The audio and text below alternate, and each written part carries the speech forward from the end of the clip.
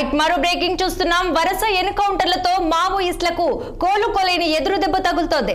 ఈ ఏడాది ఛత్తీస్గఢ్ లో ఇప్పటి వరకు 249 మంది నక్సలైట్లను భద్రతా బలగాలు మట్టుపెట్టాయి. తాజాగా మావోయిస్టులకు మరో బిగ్ షాక్ తగిలింది. ఛత్తీస్గఢ్ లోని నారాయణపూర్ జిల్లాలో జరిగిన ఎన్కౌంటర్ లో 2 మావోయిస్టులు పార్టీకి చెందినటువంటి కీలక నేతలు హతమయ్యారు.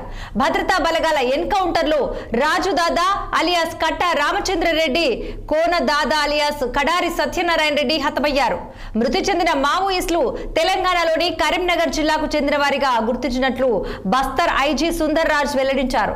ఇక మావో కమాండర్లపై 40 లక్షల చొప్పున రివార్డు ఉందన్నారు. ఇక ఎన్కౌంటర్ జరిగిన ప్రాంతం నుంచి AK-47 రైఫిల్ తో పాటు INSAS రైఫిల్, అలాగే BZL లాంచర్, పెద్ద మొత్తంలో పేలుడు పదార్థాలను స్వాధీనం చేసుకున్నట్లు వివరించారు.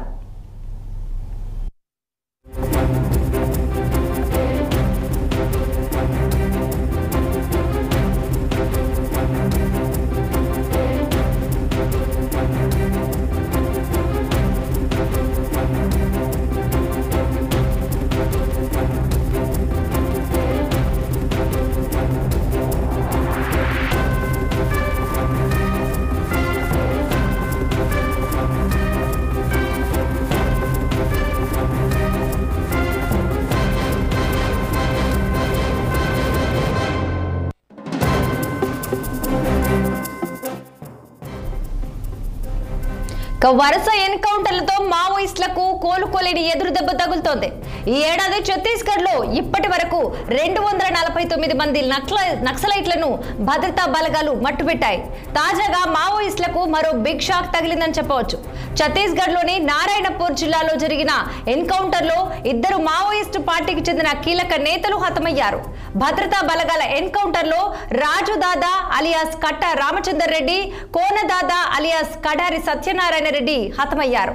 మృతి చెందిన మావోయిస్టులు తెలంగాణలోని కరీంనగర్ జిల్లాకు చెందిన వారిగా గుర్తించినట్లు బస్తర్ ఐజీ సుందర్ రాజా తెలిపారు.